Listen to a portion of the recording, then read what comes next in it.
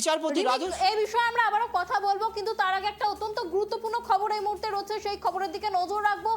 নবান্ন অভিযান, ছাত্রদের যে নবান্ন অভিযান, সেই নবান্ন অভিযানের অনুমতি দিয়েছে কলকাতা হাইকোর্ট এবং সুপ্রিম কোর্টের গাইডলাইন মেনে শান্তিপূর্ণভাবে অভিযানের অনুমতি দেওয়া হয়েছে হাইকোর্টের তরফে। আরো একবার জানিয়ে রাখি আপনাদের, আরজিকর কাণ্ডের প্রতিবাদে আগামী 27 তারিখ ছাত্র সমাজের ডাকা নবান্ন অভিযানে অনুমতি দিল কলকাতা হাইকোর্ট। সুপ্রিম কোর্টের গাইডলাইন মেনে শান্তিপূর্ণভাবে অভিযানের অনুমতি দিয়েছে আদালত।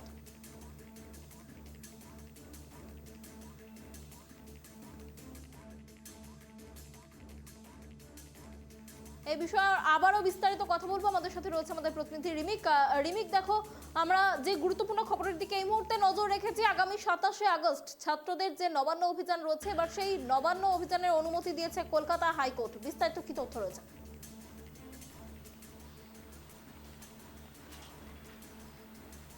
একদমই, দেখো, কিছুদিন আগেই সোশ্যাল মিডিয়াতে এই আরজিকর কাণ্ডের প্রতিবাদে দোষীদের শাস্তি, দ্রুত গ্রেপ্তার এবং ন্যায় বিচারের দাবিতে সোশ্যাল মিডিয়া থেকে নবান্ন অভিযানের একটা ডাক দেওয়া হয়েছিল। আগামী 27 তারিখ ডাক দেওয়া হয়েছে নবান্ন অভিযানের, এবং সেখানে কিন্তু পরে শুভেন্দু অধিকারী, রাজ্যের বিরোধী দলনেতা, তিনিও বলেন যে ছাত্র সমাজ ডেকেছে, একজন ছাত্রী খুন হয়েছেন, ধর্ষিতা হয়েছেন, ফলে সেই মিছিলে তিনি ছাত্রীদের সঙ্গে, তিনিও ছাত্রছাত্রীদের সঙ্গে, ছাত্র সমাজের সঙ্গে তিনিও পা মেলাবেন।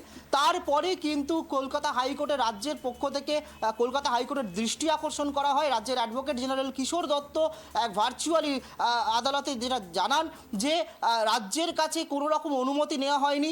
সোশ্যাল মিডিয়ায় এইভাবে অভিযানের ডাক দেওয়া, নবান্নর মতো হাই সিকিউরিটি এলাকা, সেখানে যেন সোশ্যাল মিডিয়ায় একটা অভিযানের ডাক দেওয়া হলে ল অ্যান্ড অর্ডারের সমস্যা হতে পারে, সেই জানিয়ে দ্রুত কলকাতা হাইকোর্টকে এই বিষয়ে হস্তক্ষেপ করার দাবি জানান এবং বিচারপতি হরিশ টন্ডন এবং বিচারপতি হিরণময় ভট্টাচার্যের ডিভিশন বেঞ্চে তারা এই আবেদনটি করেন। আজকে কিন্তু পরিষ্কার বিচারপতি হরিশ টন্ডন যেটা জানিয়ে দিলেন যে আগামী 27 তারিখ এই যে ছাত্রদের ডাকা নবান্ন অভিযান, সেই নবান্ন অভিযান তারা করতে পারবে শান্তিপূর্ণভাবে, সেই ছাত্র অভিযানে অনুমতি দিলেন। পাশাপাশি বলে দিলেন যে সুপ্রিম কোর্টের এইভাবে অভিযান করার ক্ষেত্রে বা এই ধরনের বিক্ষোভ মিছিল করার ক্ষেত্রে যে গাইডলাইন আছে, সেই গাইডলাইন মেনেই আপাতত এই অভিযানের অনুমতি দিয়েছেন বিচারপতি হরিশ টন্ডন এবং বিচারপতি হিরণময় ভট্টাচার্যের ডিভিশন বেঞ্চ।